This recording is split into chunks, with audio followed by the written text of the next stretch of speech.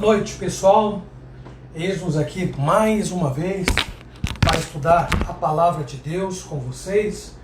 Espero que você esteja pronto, com a sua Bíblia na mão e tranquilo, né, para poder se concentrar no estudo que nós faremos da Escritura, sem se deixar desviar por qualquer outro tipo de situação, tá bom? Sejam todos muito bem-vindos, viu, gente? Boa noite para todos. Bem-vindos a mais um estudo bíblico de quinta-feira. Como dissemos semana passada, nas terças, nosso foco é falar com Deus. E às quintas, ouviremos aí a voz do Senhor para todos nós. E queremos ter um estudo muito proveitoso, muito abençoado, que a gente saia transformado. Amém. É isso aí, vamos chegando devagarinho. E nós já esperamos contar com a presença de vocês, tá? Os irmãos da igreja, os irmãos de longe, que estão sempre participando conosco, que não deixam de ser igreja, né? A nossa igreja virtual. Ok? Então eu vou cumprimentar aqui já o Rolieres e a Luzia, sua mãe, que provavelmente está aí do outro lado. Eu vou catar o microfone que está aqui abandonado. Então tá aí, vamos cantar então, amor, enquanto o pessoal chega, por favor. Tem um cântico que nós já faz um tempinho que eu estou para ensiná-lo, muito fácil, já coloquei no grupo, o pessoal da igreja conhece. É um cântico antigo, mas ele tem uma letra muito linda. Ele diz: o Pai iluminou os nossos corações, nos libertou através da verdade, cobriu-nos com seu amor, nos fez um e com um propósito, para que o mundo reconheça que Jesus é o Senhor, para que a igreja cresça proclamando o seu amor, e o mundo conhecerá que Cristo vive em nós através das nossas atitudes. Vamos lá. É novo, mas é velho. É velho, mas é novo. Vamos lá.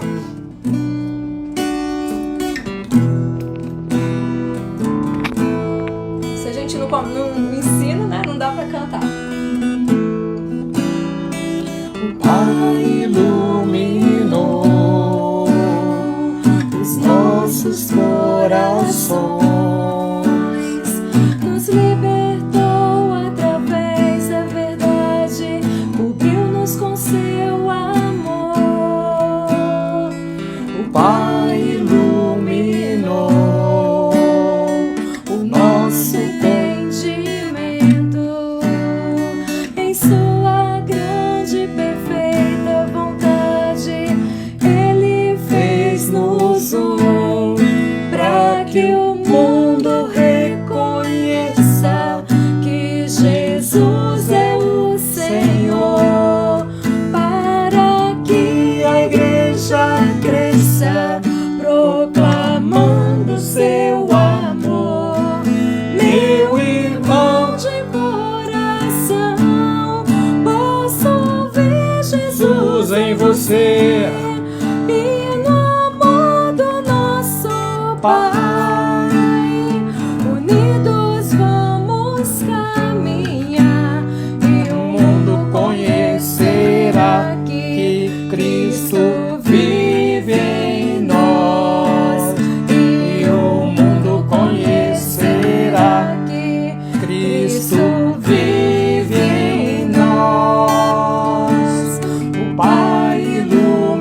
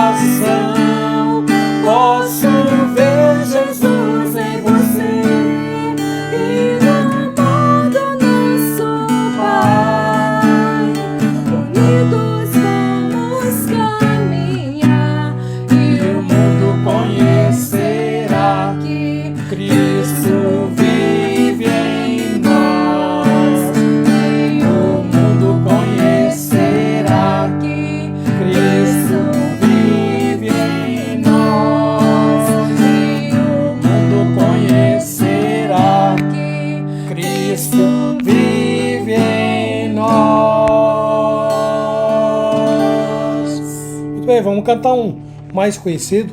Antes, porém, deixe-me cumprimentar a Roseli, Sulamita e o Nuno, a Maria de Jesus, o Noel, Sedoc, Elaine, a Ariane, boa noite para a família toda, a Beth e a sua mãezinha, Dona Alvina. E só lembrando, Beth, nós oramos aí pela família do presbítero Eude, não é? Como eu falei nos comentários depois, porque não deu para ver na terça-feira quando você colocou os comentários aí, tá bom? Oramos, eu orei.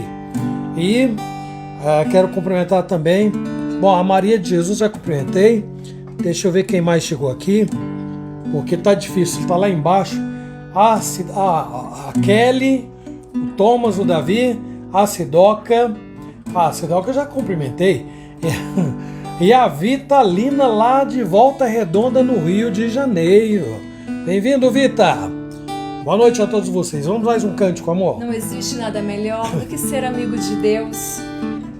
Nós temos a paz no coração, podemos viver em comunhão, paz em meio às tempestades, paz em meio às lutas. Só consegue desfrutar quem é realmente amigo de Deus.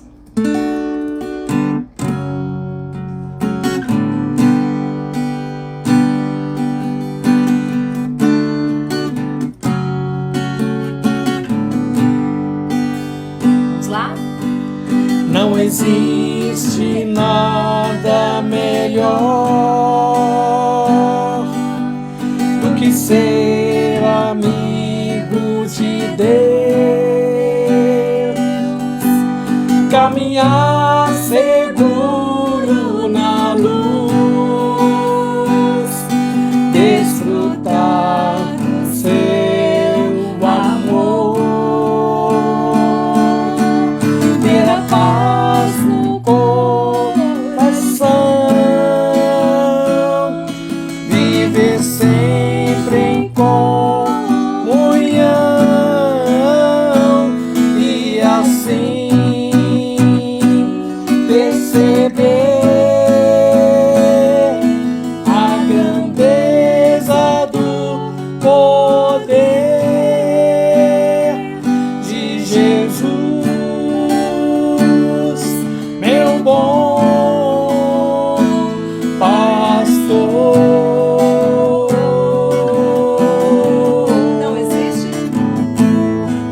Não existe nada melhor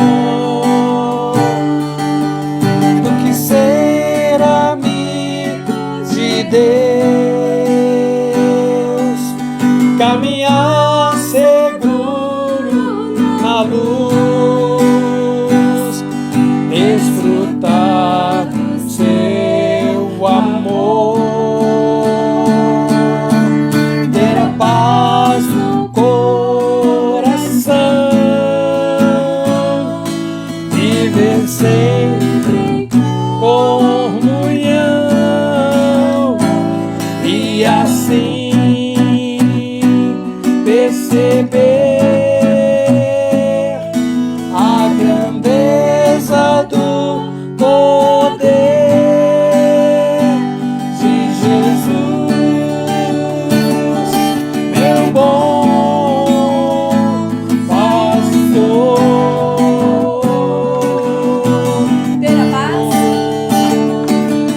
Ter a paz no coração, viver sempre em comunhão e assim perceber a grandeza do poder de Jesus, meu bom pastor.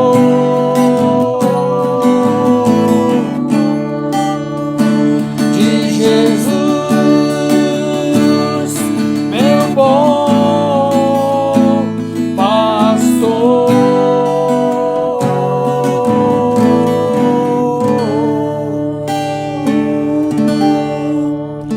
Muito bem, deixe-me cumprimentar aqui antes de fazer a primeira oração de hoje, o Claudemir, o seu João Costa e a dona Nair, lá de Itanhaém, a dona Zilda, Joaninha, Lafayette, dona Dulce, seu Nilson, todos aqui de Bauru.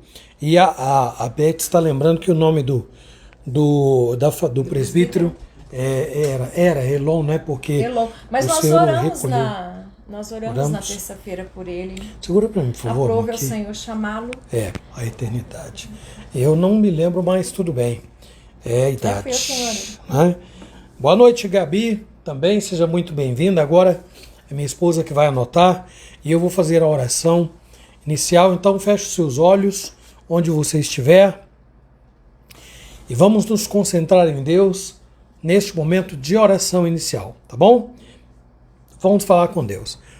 Senhor, nosso amado Deus e Pai, obrigado por esta noite e pelo privilégio, Senhor, que o Senhor nos concede de reunidos estudar a Tua Santa Palavra.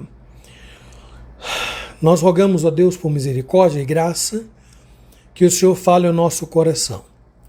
Edifica a nossa vida, transforma-nos pelo poder santificador do Teu Espírito, seja com cada irmão, cada irmã, cada casal, cada família, ó Deus, que agora se conectam a nós e participam conosco, estudando a Escritura.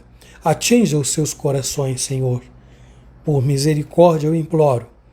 Usa-nos, fala através de nós, nós imploramos em nome do Senhor Jesus. Amém. Amém. Muito bem, nós vamos aí ao versículo da semana. Então, como eu sugeri no domingo, só vou mencionar, mas a minha esposa vai abrir ali para lembrar a vocês que ainda não sabem, não é? Salmo 46, versículo 11, ok? Vamos lá, amor. Tá com você a peteca, a bola aí. Muito bem, vamos então ao versículo da semana, só que assim, vou ter que colocar isso aqui. Seguro. A mesa fez falta aqui. Boa noite a Luciana, o Edgar, a Lívia, Lucas, Jonatas, a Maria Xavier também, boa noite a vocês. E a Luana, que acabou de entrar, Bruno. Luana e Bruno, boa noite. E a Dudinha, linda. Amados, vamos então ao versículo da semana. Dessa vez, como na semana passada nós que trouxemos a aula, né, na escola dominical, então o pastor ficou na incumbência de preparar a abertura. Salmo 46, 11. Então, Salmo 46, versículo 11.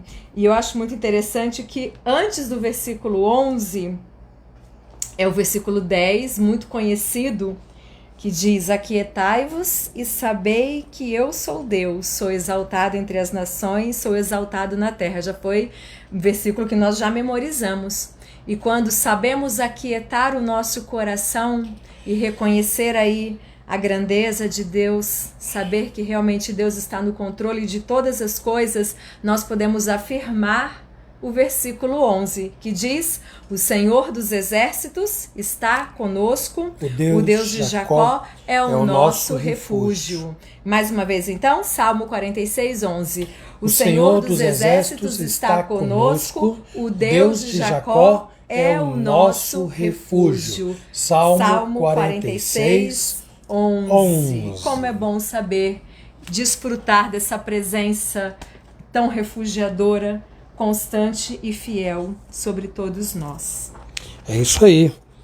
Ficar tranquilo, viver em paz, em meio às turbulências dessa nossa vida corrida e difícil. Olha aí, gente. Nós temos escolhido alguns temas bastante pertinentes com a ocasião que nós estamos vivendo, né? Esta fase aí que a gente está atravessando e que vai passar. Então, antes de nós orarmos, pedindo a iluminação e a bênção de Deus para o estudo de hoje, Eu vou pedir à minha esposa que leia, porque hoje nós estamos sem a mesa aqui, então realmente está um pouco mais difícil. O texto é de 2 Timóteo 4, de 6 a 8. Bom, eu vou ler. Aí para vocês. Eu vou ler aqui, Os amor. comentários. Tá bom? Eu leio, pode deixar enquanto você vai anotando aí, porque depois aí ela vai ter que ficar esperta, porque é um texto, são vários textos que nós havemos de ler. Então, 2 Timóteo 4, de 6 a 8, abra sua Bíblia. Não é difícil de achar, não, hein? Ó. De trás para frente, ó. Apocalipse, Judas, 3ª, 2ª, 1 de João, 2ª, 1 de Pedro, Tiago, Hebreus, Filemão, Tito, 2 Timóteo, a 12ª, ou que tem livro aí no meio, né, que é o de Apocalipse, mas é 12º de trás para frente, é só contar. O melhor foi começar de Mateus, Mateus não, são 27 livros, é mais longe, então é melhor de trás para frente mesmo, que está 12, né? Então, ou então de Mateus para frente são 15, é o 15º vai ser o caso, né? Ó, ou 16º. Então, 2 Timóteo 4, de 6 a 8, diz assim, acompanha aí. Quanto a mim, estou sendo já oferecido por libação e o tempo da minha partida é chegado. Combati o bom combate, completei a carreira, guardei a fé. Já agora, a coroa da justiça me está guardada, a qual o Senhor, reto juiz, me dará naquele dia, e não somente a mim, mas também a todos quantos amam a sua vinda. Então, a partir daqui, a minha esposa fará a gentileza de ler os demais textos e eu estarei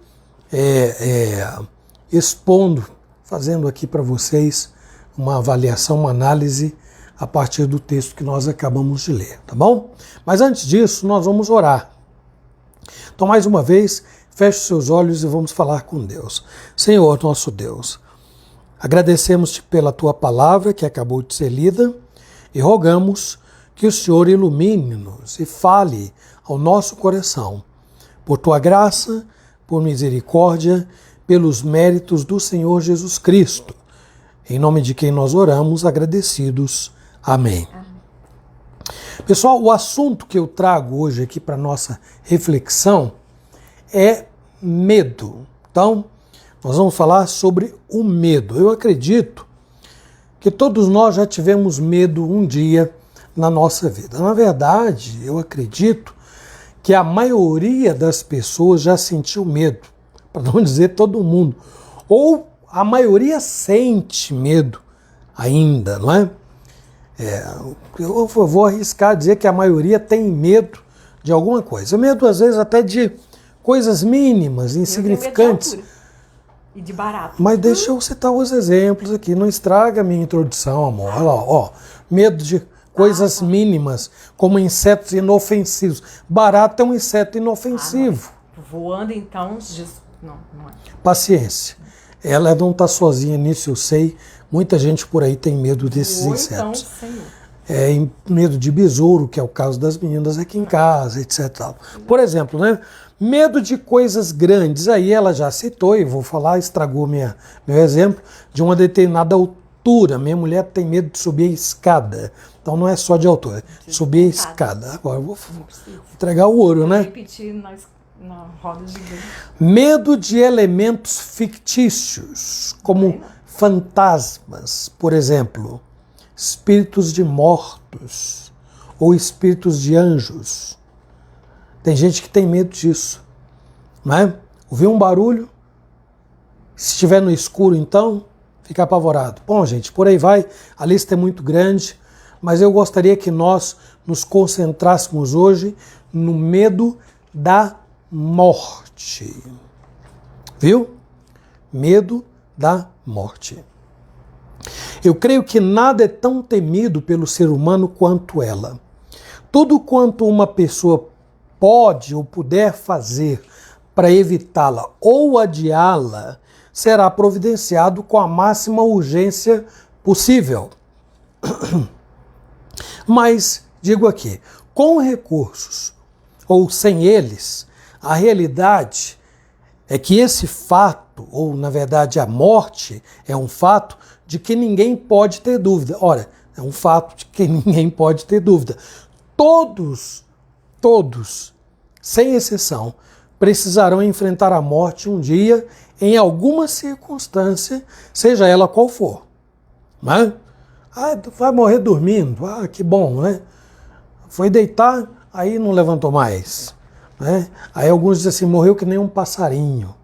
Aí alguns... só para variar, né? Aí, e outros, então, tem muitos, mas morreu de velhice, coitado, estava cansado, tal, e tal. Bom, não importa, o fato é que todos nós enfrentaremos um dia a morte. Ter medo dela é a questão, é o assunto de hoje. Apesar de ser uma realidade compartilhada por todos, aqui está mais um grande diferencial entre o grupo que busca a Deus e o restante, que é a maioria, que não está nem aí.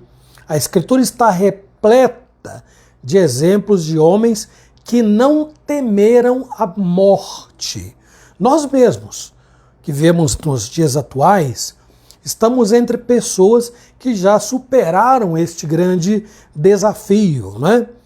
Não temem a morte. Né? Você deve conhecer alguém assim.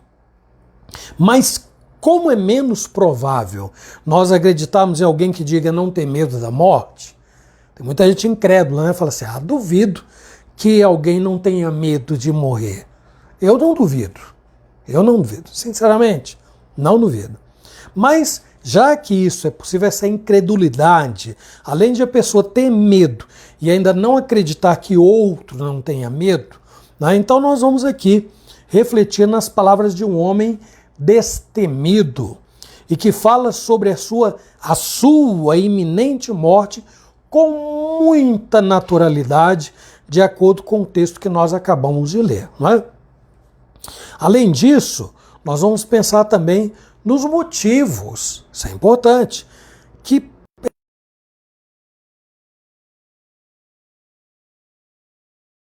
inimigo mais temido pela grande maioria de toda a raça humana. Então, pela ótica de William Hendrickson, né, esse teólogo que eu aprecio muito, a nossa reflexão será feita através de 3 pontos. O primeiro deles, pode anotar aí, não sei se a Vânia entrou para nos ajudar, se alguém aí pode nos ajudar a anotar, mas o primeiro tópico é considerando o dia de hoje pela fé, que é o que Paulo vai fazer no primeiro versículo, certo? Então, gravem aí, primeiro ponto, considerando o dia de hoje pela fé.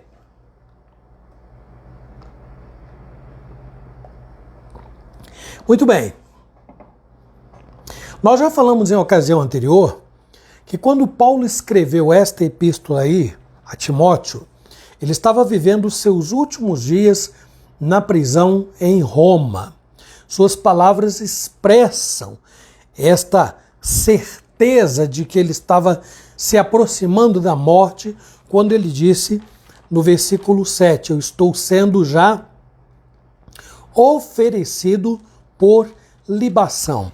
A palavra libação não é muito conhecida, ela é muito utilizada no Velho Testamento, quando eram oferecidos os sacrifícios. Paulo está se assemelhando a uma parte dos cerimoniais de sacrifícios que eram oferecidos no Velho Testamento. Então, além dos animais preparados para o holocausto, um pouco de vinho também era oferecido como libação.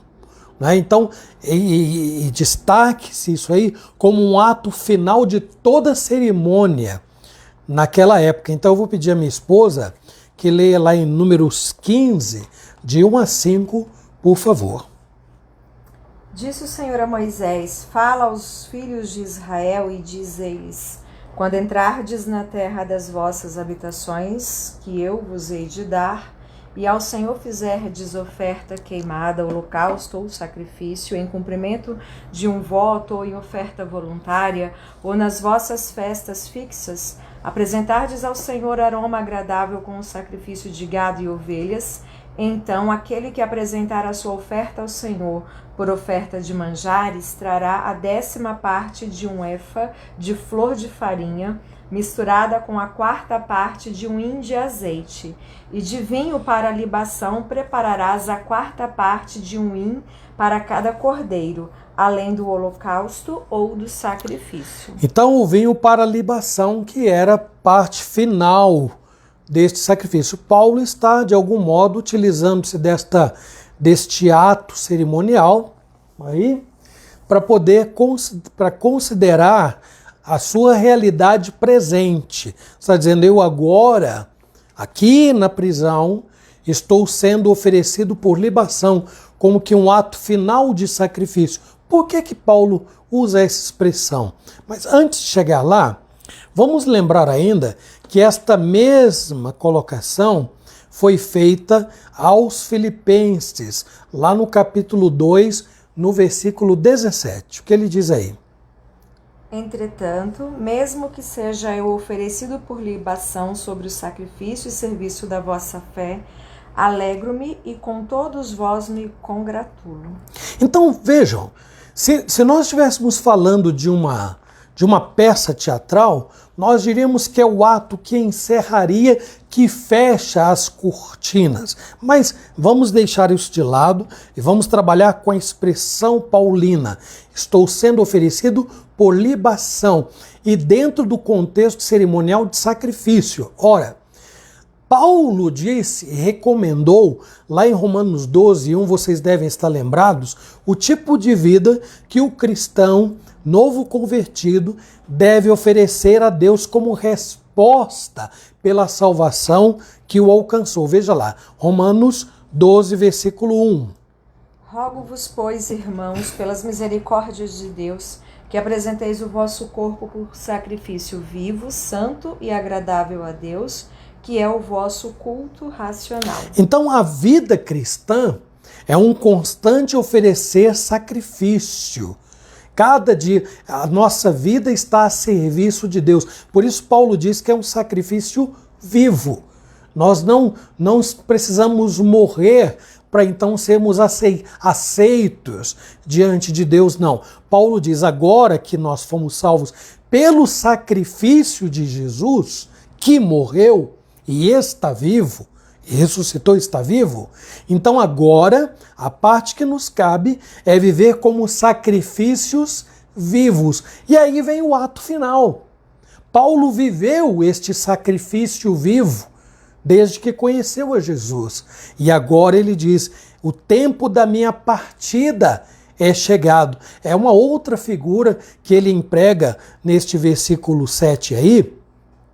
E no original, esta frase nos faz lembrar aquela soltura das cordas de um barco, de um navio que está preso no cais e que precisa soltar a âncora e partir.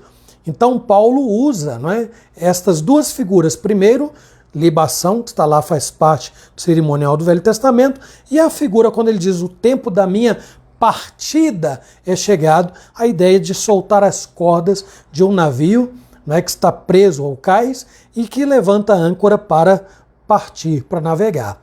Foi assim que ele se enxergou naquele momento da prisão, sabendo que a sua morte era próxima. Foi assim que ele analisou aquele dia em que ele estava escrevendo a Timóteo, seu dia de hoje, não é o dia de Paulo, o tempo presente de Paulo.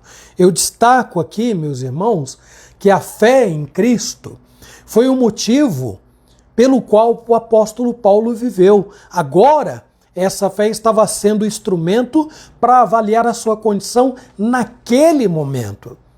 Paulo não poderia ter tanta tranquilidade para tratar da sua própria morte se não fosse pela fé em Cristo, a fé que o alcançou, a fé pela qual ele viveu e a fé que agora lhe dá tranquilidade e paz para lidar com os últimos momentos da sua vida. Paulo, naquele instante, poderia seguir qualquer outro caminho, que a maioria acaba fazendo, né? Questionando, por exemplo, o modo humilhante em que ele se encontrava na prisão. Paulo podia ter feito isso. Paulo podia demonstrar preocupação com os discípulos que ele fez. Quem vai cuidar agora? Quem vai orientar Timóteo? Quem vai orientar a Tito? Quem é que vai ajudar a Silas e a tantos outros que comigo trabalharam? Quem? Paulo não se preocupa com isso, coisa que muita gente faz. Quem vai cuidar da minha mãe? Quem vai cuidar do meu pai? Quem vai cuidar do meu marido? Quem vai cuidar da minha esposa? Quem vai cuidar da minha igreja? Quem vai cuidar dos meus filhos? Quem vai cuidar da minha empresa? Quem vai cuidar? Paulo não se preocupa. Paulo não se preocupa. Paulo não mostra nenhuma perturbação.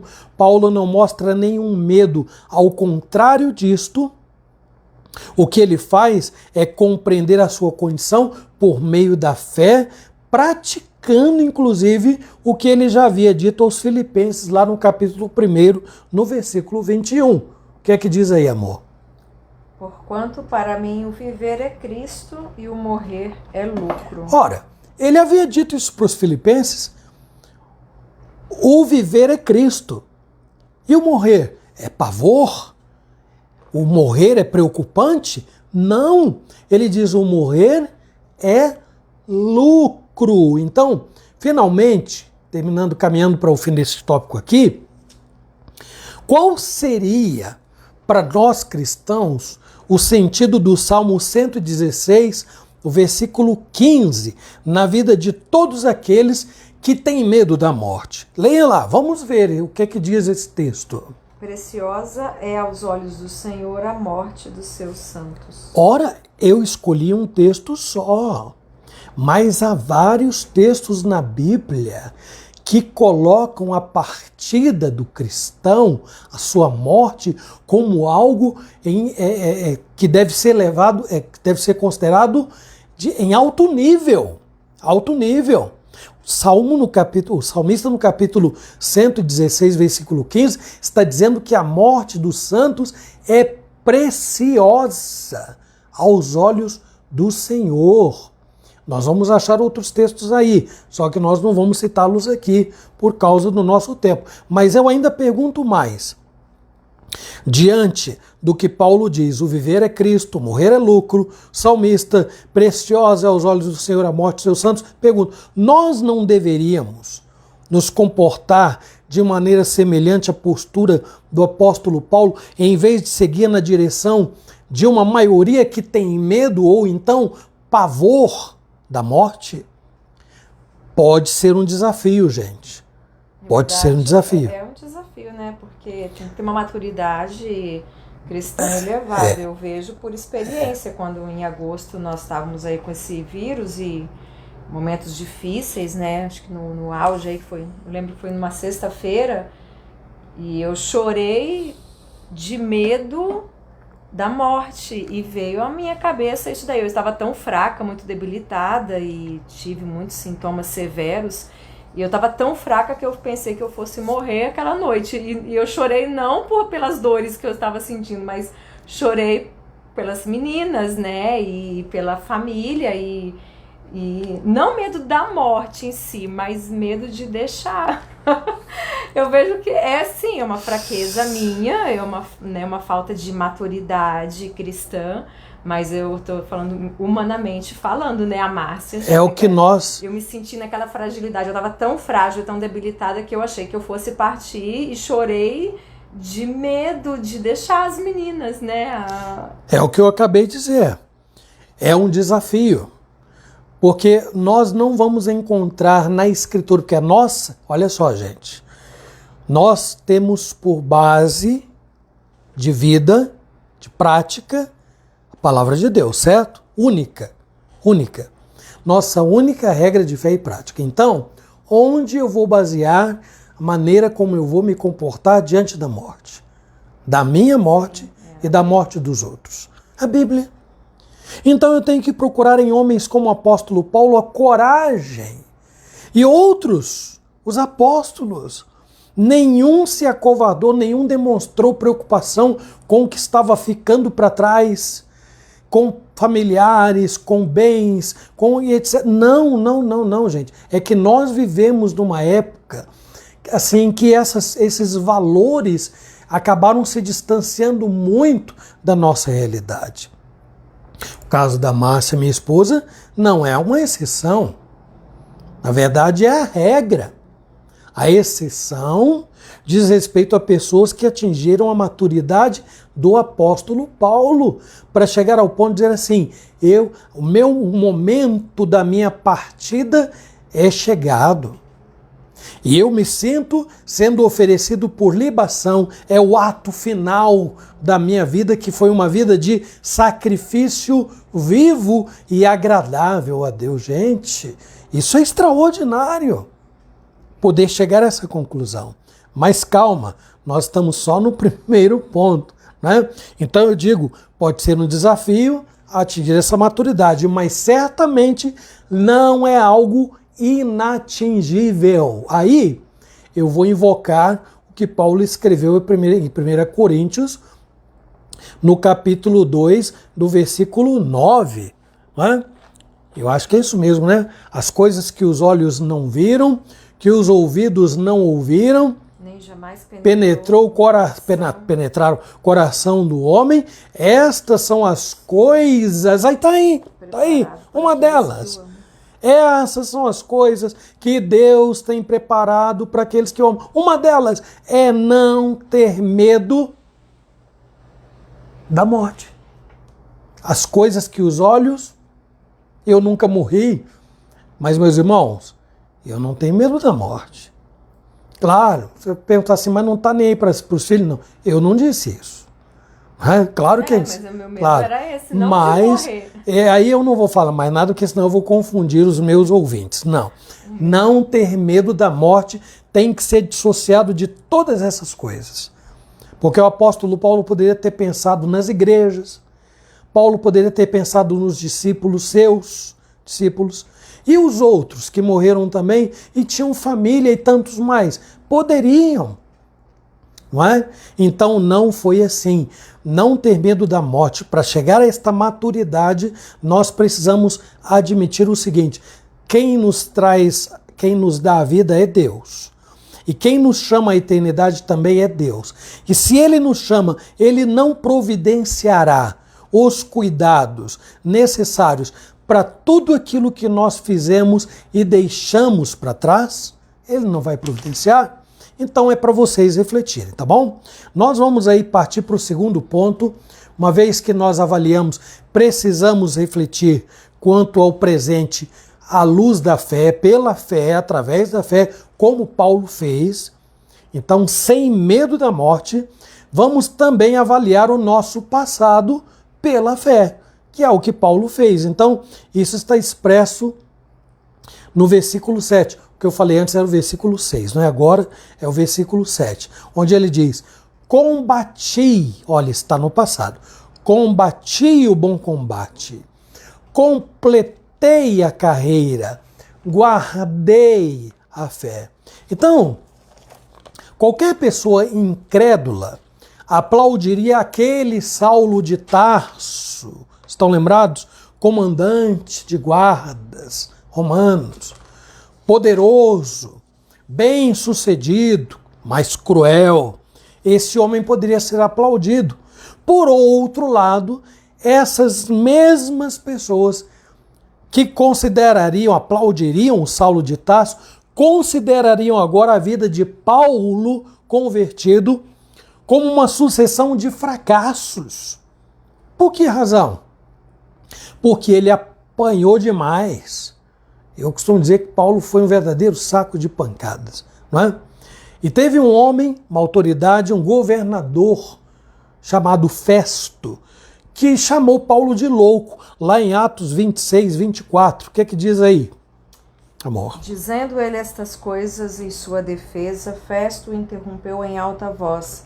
Estás louco, Paulo, as muitas letras te fazem delirar. Espero que ninguém do outro lado diga: estás louco, pastor. As muitas letras te fazem delirar. Não é o caso, não é o caso. Não é? O apóstolo Paulo analisou seu passado à luz da fé, não à luz do que a maioria pensa, sente e diz. Então observem, não é?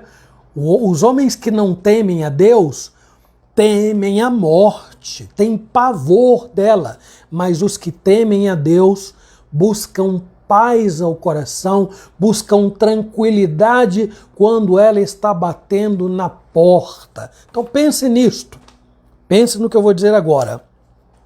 Um passado de lutas, sofrimento, repleto de honrosas batalhas, de lágrimas, muitas lágrimas derramadas por causa do pecado, meu próprio ou o pecado alheio, não será considerado nunca uma vida que vale a pena. Não pelos ímpios, não do ponto de vista de alguém que é incrédulo, que não teme a Deus, jamais. Se alguém olha para um homem, uma mulher sofrido, não é? De muitas batalhas, de muitas lágrimas, perseguido por causa do Evangelho, que é o contexto, não é? Principal aí do Novo Testamento, as pessoas vão olhar e falar assim: não, eu não quero isso para mim, não, ô louco. E aqueles que na história da igreja foram levados às arenas para serem motivo de chacota, de diversão, devorados por feras, queimados vivos. Como essas pessoas podem ser tidas como bem-sucedidas na vida? O mundo vai olhar para eles e dizer: são fracassadas, são pessoas derrotadas, humilhadas. Olha que vergonha!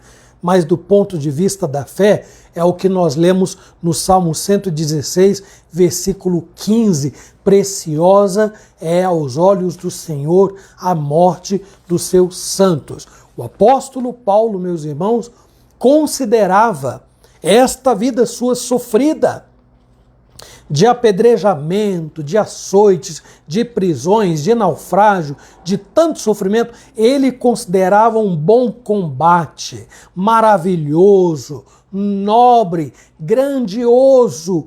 Esta era a ótica com que Paulo avaliava o seu passado. Além disto, ele também consegue ver a sua história concluída. Ele diz: eu combati o bom combate, completei a carreira. Então Paulo não viveu com propósitos vãos. Outro dia minha esposa deu aula aqui, atrás de alguma riqueza. Paulo não procurou acumular tesouros na terra. Paulo não correu atrás de coroa ou glória transitórias e inacessíveis, não. Ele inclusive recomendou que ninguém vivesse dessa maneira, escrevendo a Timóteo. Aí nós vamos ler na segunda epístola, no capítulo 2, de 3 a 5. Então, 2 Timóteo 2, de 3 a 5. Leia, por favor. Sulamita está fazendo as anotações. Obrigado, longe Sulamita. Do jeito que tá. Ótima lá na secretária. Inglaterra. Muito obrigado, Sulamita. 2 Timóteo 2, 3 a 5. Participa dos meus sofrimentos como bom soldado de Cristo Jesus. Nenhum soldado em serviço se envolve em negócios desta vida, porque o seu objetivo é satisfazer aquele que o arregimentou. Igualmente, o atleta não é coroado se não lutar segundo as normas. O atleta não é coroado se não lutar segundo as normas. Então, Paulo percorreu o caminho. Ele diz: eu combati o bom combate. Acabei a carreira. E agora ele vai dizer também a Timóteo, só que agora, Sulamita, escreve aí, ó, 1 Timóteo 6, 7 a 12 e 17 a 19. Eu vou repetir, tá? 1 Timóteo 6, 7 a 12 e 17 a 19. Pode ler, amor. 6, 7 a 12. Porque nada temos trazido para o mundo, nem coisa alguma podemos levar dele. Tendo sustento e com que nos vestir, estejamos contentes. Ora, os que querem ficar ricos caem em tentação e cilada, e em muitas concupiscências insensatas e perniciosas, as quais afogam os homens na ruína e perdição, porque o amor do dinheiro é a raiz de todos os males. E alguns nessa cobiça se desviaram da fé e a si mesmos se atormentaram com muitas dores. Tu, porém, ó homem de Deus... Só o versículo 12.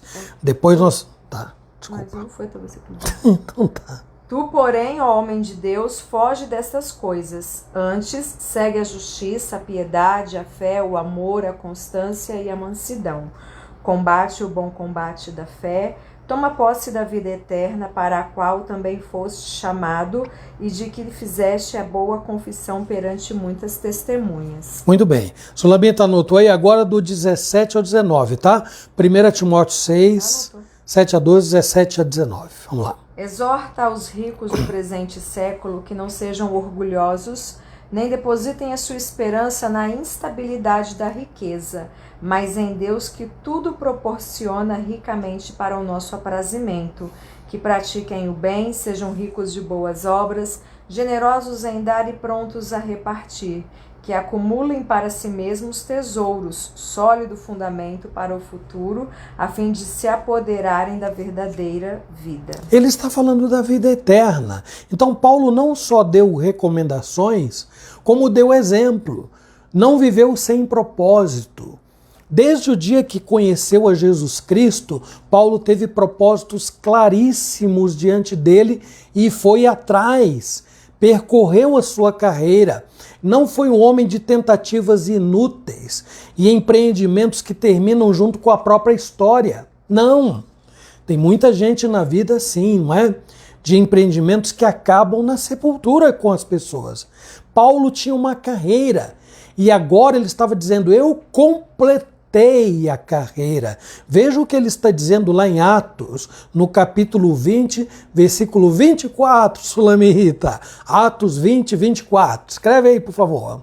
Porém, em nada considero a vida preciosa para mim mesmo, contando que complete a minha carreira e o ministério que recebi do Senhor Jesus, para testemunhar o evangelho da graça de Deus. Ou seja, Paulo está dizendo, do que a minha vida vale se eu não completar a minha carreira pregando o evangelho do Senhor Jesus?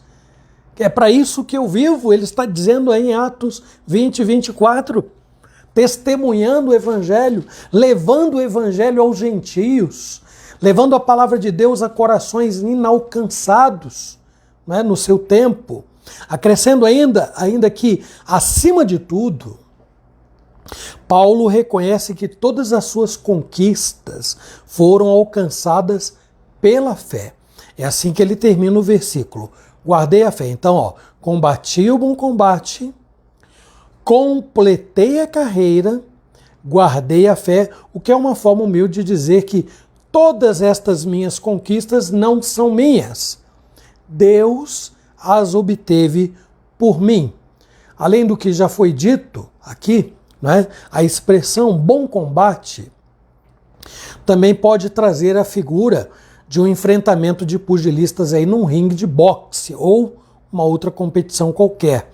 Vocês devem estar lembrados da menção que ele faz sobre o tipo de luta que o cristão tem pela frente, que não é fácil, é uma luta contra seres poderosos e invisíveis. Vamos ler lá em Efésios 6, 11 e 12, que é o próprio apóstolo Paulo que escreve.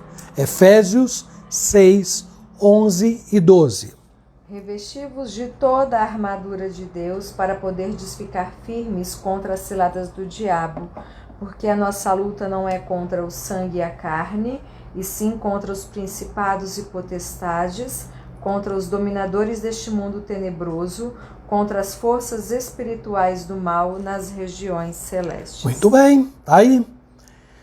Fique firme, revista da armadura de Deus. Paulo está falando de uma luta terrível. Comentando esse texto de Timóteo, que nós lemos hoje, Hendriksen diz o seguinte, eu peço licença porque eu vou ler literalmente o que eu transcrevi. Paulo faz essa comparação para indicar um prodigioso esforço, lembrando lá do pugilista, da luta no ringue, para indicar um prodigioso esforço de energia contra um inimigo muito poderoso. Houve um combate contra Satanás, da parte de Paulo, contra os principados e potestades, contra os dominadores do mundo das trevas nas regiões celestes, contra os vícios e violências de judeus e pagãos, contra o judaísmo entre os gálatas, contra o fanatismo entre os tessalonicenses, contra as contendas, a fornicação e os litígios entre os coríntios, contra o gnosticismo incipiente entre os efésios e os colossenses, conflitos de fora, conflitos de dentro do âmbito cristão, os temores, combates, finalmente, que ele teve que enfrentar, e não menos importante, contra a lei do pecado e da morte que operava nele próprio. As lutas do apóstolo Paulo eram intensas, foram intensas, e ele chama isto de bom combate. Duro é verdade, poderoso combate, mas maravilhoso e nobre. Então é muito importante que ele possa ter dito, pela fé, eu combati um maravilhoso, nobre e duro combate. Concluo esse ponto, meus queridos, dizendo que eu não tenho nenhuma dúvida de que este deve ser o propósito da vida de cada um de nós. O combate vai ser duro, sempre será duro, mas também será. Nós temos que assegurar que ele será maravilhoso, será nobre. E no final, sobretudo, não é? Valerá a pena. E eu poderei dizer, minha esposa poderá dizer, você poderá dizer, valeu a pena viver. Eu combati um combate que valeu a pena. Medo da morte? Medo de completar a carreira que Deus propôs para mim e para você? Como explicar isto? Se, como a minha esposa diz em agosto do ano passado, se Deus tivesse decidido que ali era o momento dela completar a carreira, ela teria que ter lá no seu espírito calma e paz e concluir, é chegada a minha hora, eu combati o meu combate. Deus decidiu que eu completei minha carreira. Para quantos que nós amamos, esse momento já chegou, porque completaram a sua carreira. O combate vai ser duro, mas nós temos que chegar a esta conclusão. Precisamos combater o medo da morte, que está sempre próxima, batendo a porta. Eu acho que nunca bateu tanto nas nossas portas ou na porta de alguém próximo a nós, não é? Enxergue como o final da carreira que Deus te propôs. Enxergue a morte desta maneira. Considere como uma carreira completada e não um final melancólico de tudo que nós fomos e pelo qual nós existimos. Não veja desta maneira, porque os ímpios é que fazem assim. O apóstolo Paulo escreve aos Tessalonicenses que nós não devemos ser como os ignorantes que não têm esperança com relação à morte. Nós não devemos ser. Então, invoco novamente que nós precisamos buscar esta maturidade. Não é inatingível, está à disposição. E volto a chamar novamente o que Paulo diz, as coisas que os olhos não viram, que os ouvidos não ouviram. E está aí. O medo da morte é algo que Deus dá àqueles que buscam incansavelmente. É uma maturidade, meus irmãos, é um nível elevadíssimo, não é? Então isso vai nos levar agora ao último ponto, terceiro e último ponto. Aí, já que a Sulamita está ajudando, vou pedir que ela anote para nós, que é a esperança quanto ao futuro. Então, primeiro, Paulo considerou o seu presente, à luz da fé, Paulo avaliou a sua vida, toda a sua evolução, como um sacrifício vivo e que agora, no final, estava sendo oferecido por libação, como um ato final da sua vida. Mas Paulo não para por aí, ele analisa o futuro. Alguém poderá dizer, mas como? Ele estava morrendo. Mas esta é a visão do cristão. A morte não é o ponto final. Existe um futuro. E que futuro?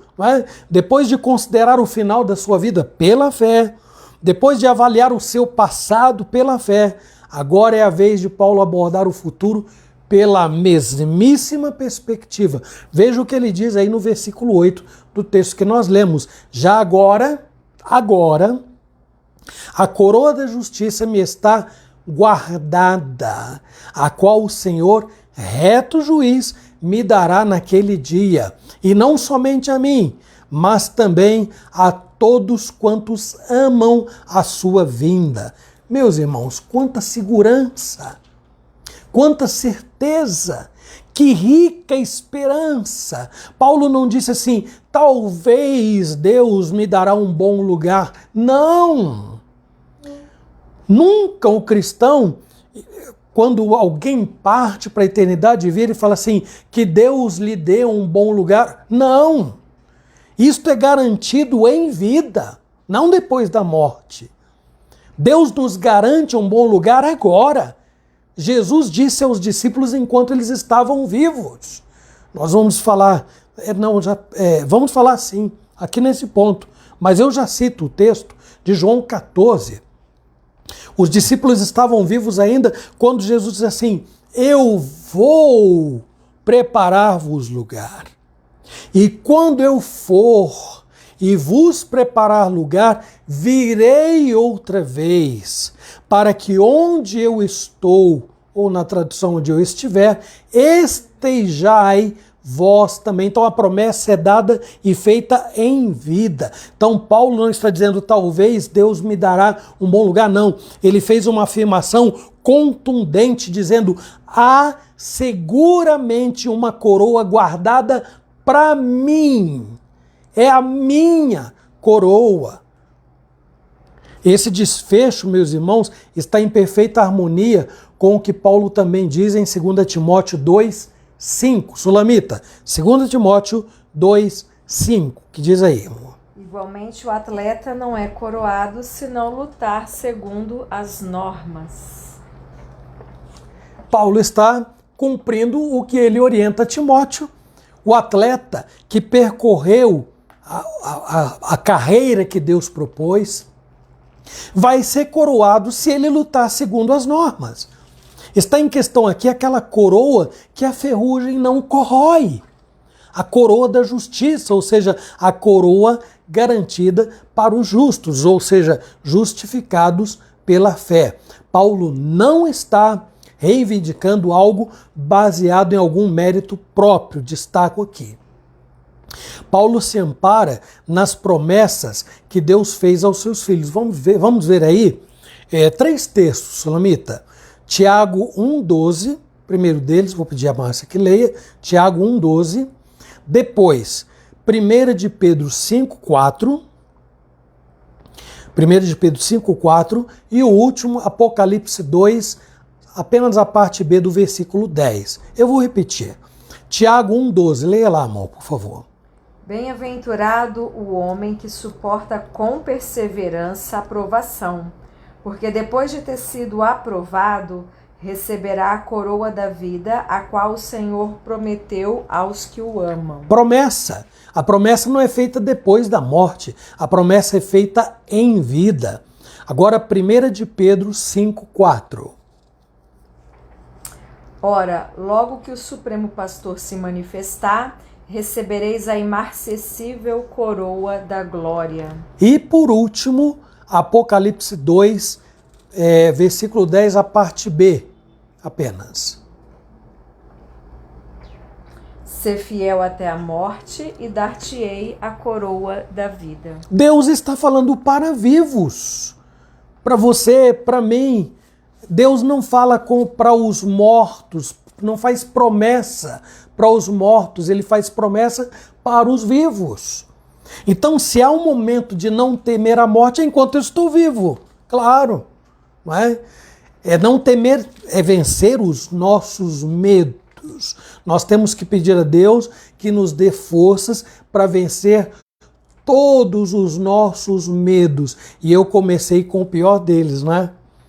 Na hora que você conseguir vencer o pior deles, quem sabe você vai conseguir desfazer dos outros, né? A palavra aí, meus irmãos, coroa da justiça, serve para descrever a vida eterna que Deus prometeu dar a todos os que creram em Jesus Cristo, o seu Filho unigênito. Então, na conclusão desta passagem, o apóstolo Paulo não somente indica aquele que o manteve a salvo até aqui, na prisão, como também aquele que o receberá na vida eterna. Então, lembre-se do que ele disse em relação aos filipenses, lá no capítulo 1, versículo 6, texto que nós já decoramos aqui. Filipenses 1, 6, que diz aí: Estou plenamente certo de que aquele que começou boa obra em vós há de completá-la até o dia de Cristo Jesus. Ele não diz talvez, provavelmente. Ele diz: eu estou plenamente certo que aquele que começou a boa obra em vós há de completá-la até o dia de Cristo. E ainda agora as palavras de Jesus que eu fiz menção lá em João 14, no versículo 3. Vamos ler. E quando eu for e vos preparar lugar, voltarei e receberei para mim mesmo, para que onde eu estou estejais vós também. Vejam aí, a promessa é feita em vida. Jesus diz aos discípulos para que eles não tenham medo. Aí no início do capítulo 14 diz: não se turbe o vosso coração. E outra coisa, em outra passagem muito conhecida, ele diz: no mundo tereis aflições. E ele diz: tende bom ânimo. Ele diz: vós sereis odiados, sereis levados aos tribunais. Jesus não estava dizendo que eles teriam vida fácil. Jesus estava dando coragem, diz: não tenham medo, não tenham medo. Paulo entendeu isto. Além do que nós já lemos aqui, Paulo acrescenta que esse futuro não é uma conquista exclusivamente sua, não é? Como as vitórias que ele conquistou em vida. Ele termina dizendo agora que Paulo está dizendo que ele não é o único favorecido com a certeza da coroa da vida eterna, mas ele termina dizendo: não somente a mim. Ela está reservada não somente para mim. Deus não a reservou e garantiu só para mim, mas a todos quantos amam a sua vida. Então, ao esperar pela fé a vida eterna, estou caminhando para a conclusão, o apóstolo Paulo nos mostra a maneira como ele aguarda o momento em que ele seria entregue por libação, o momento da sua morte. Qual era a sua expectativa quanto ao futuro? Ele apresenta. E agora eu pergunto, diante de tudo isto, por que motivo você e eu deveríamos temer a morte? Diz para mim. Algumas pessoas respondem: porque eu não tenho medo da morte, eu tenho medo do jeito. Gente, quando nós somos maduros, quando nós alcançamos essa maturidade, Deus nos dá força e Ele dará forças. Paulo diz a história que foi decapitado. Diz a história que ele foi decapitado. Então imaginem, era o tipo de morte que um prisioneiro podia aguardar naquela ocasião. João Batista estava na prisão e foi o tipo de morte que ele recebeu também. Só que a história, a Bíblia, o Evangelho não narra como estava João nos últimos momentos da sua vida, né? Mas Paulo registra-se, embora não se registre o modo como ele morreu, registra-se que ele tinha plena consciência de que a morte estava se aproximando, a sua própria. E ele diz: eu estou sendo oferecido por libação. E aí diz essas preciosas palavras: combati o bom combate, acabei a carreira, guardei a fé. Então, o tempo já estourou, 3 minutinhos, 3 minutinhos, e eu vou concluir. Embora nenhum de nós possa considerar o presente como concluso, todos nós podemos avaliar o modo como nós estamos percorrendo esta nossa trajetória, cada um por si. Cada um tem uma coroa lá, né? Isto, o modo como nós percorremos a nossa vida indica quais podem ser as nossas perspectivas futuras. Mais do que isto, elas lançam para bem longe qualquer possibilidade de medo da morte e nos colocam na condição de pessoas legitimamente preparadas, indo ao encontro da coroa que está guardada para cada um. Tem o seu nome, tem o meu nome. A minha coroa não será de outro. Ela está reservada para mim na vida eterna. Que Deus, por misericórdia, nos abençoe em mais este desafio e nos ajude nesta profunda e séria reflexão. Amém. Vamos cantar um cântico para terminar. Pensei em cantar esse que nós estamos aprendendo. O amor não é melhor terminar com um mais conhecido? Aí depois a gente volta com esse domingo. Sugere. Não é? Ô amor, faz isso comigo não. Eu não pensei nesse. Vamos cantar um que seja pequeno e conhecido, né? Vamos cantar. O nosso Deus é soberano, Ele reina antes da fundação do mundo. Ele não é tão pequeno, mas Ele é muito conhecido, né?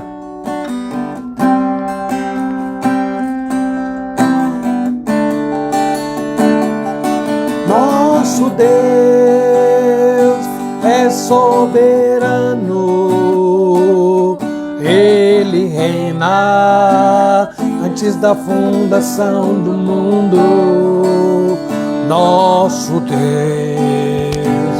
é soberano, Ele reina antes da fundação do mundo. A terra era sem forma e vazia, e o Espírito do nosso Deus se movia sobre a face das águas. Foi Ele quem criou os céus,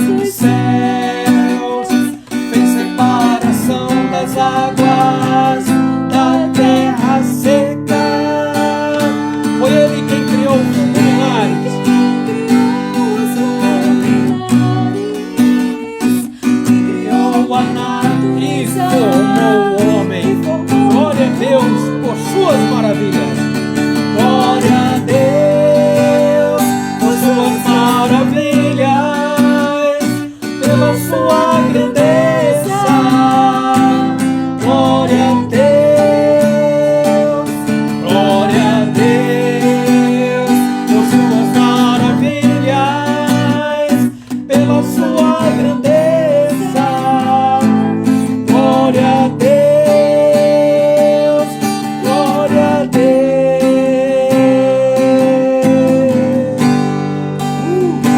Esse hino é alto, esse cântico é alto. Eu me lembrei de outro, mas não dá tempo de a gente cantar, que inclui a graças dou por esta vida, que inclui inclusive, não é, a morte também. Não é? Então, pela esperança que falhou, e agradecemos. Agora, quem vai agradecer em oração é a minha esposa, neste momento, e depois estaremos nos despedindo de todos vocês aí que nos acompanharam no estudo de hoje. Amor, por favor. Senhor nosso Deus, nós te agradecemos, ó Pai, por tua palavra, que, ó Deus, sempre fala ao nosso coração. Obrigada porque nós temos a certeza, Senhor, através da Bíblia, que jamais estamos sozinhos, desamparados.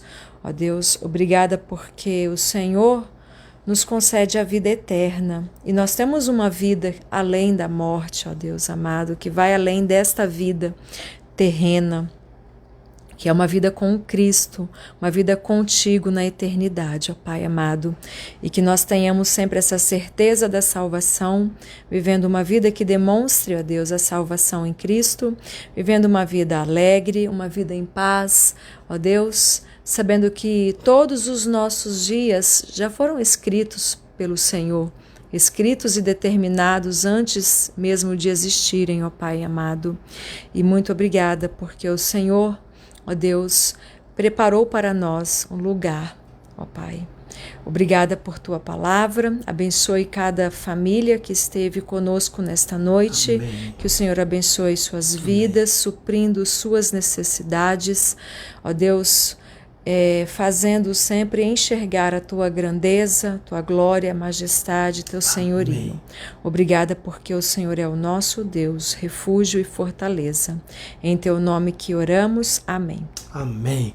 Antes de nós despedirmos aqui, meus irmãos, eu quero dizer para vocês que este texto também serve de grande encorajamento e estímulo neste período em que Deus tem chamado tantas pessoas à eternidade, porque a palavra de Deus nos lembra que Ele é Senhor, inclusive sobre a morte. Então, se amanhã eu não acordar, se amanhã eu não despertar para mais um dia, pode ter certeza que eu completei a minha carreira, porque ninguém parte para a eternidade deixando pendências neste mundo, não. Todos que foram encontrar com Deus completaram a sua carreira. Vamos lembrar sempre disto para que o nosso coração tenha paz. E agora eu me despeço do Ronieres, da Dona Luzia, da Roseli, da Sulamita, agradecido por nos ajudar na noite de hoje. Despeço do Nuno, da Maria de Jesus, Noel, Sidoc, Elaine, Ariane, Kelly, Thomas, Davi, Beth, Dona Alvina, Vita, Claudemir, João Costa, Nair, Dona Zilda, Joaninha, Lafayette, Dona Dulce, seu Nilson, Gabi, Luciana, Edgar, Lívia, Lucas, Jonatas, Maria Xavier, Luana, Bruno, Duda, Celso Couto, Laíse, Renata Cardoso, Valença, Célia, Sueli, Rosa, Paulinha, Edna Lopes, Lídia, Presbítero Garmes, Andréia, Reverendo Marcos Rodrigues, lá de Marília, Ana Albertina, Marta Soares e o Elias. Que Deus abençoe a todos vocês. Domingo, às 9 da manhã, voltaremos mais uma vez para estudar a palavra do Senhor. Que Deus abençoe. Até breve, se o Senhor permitir.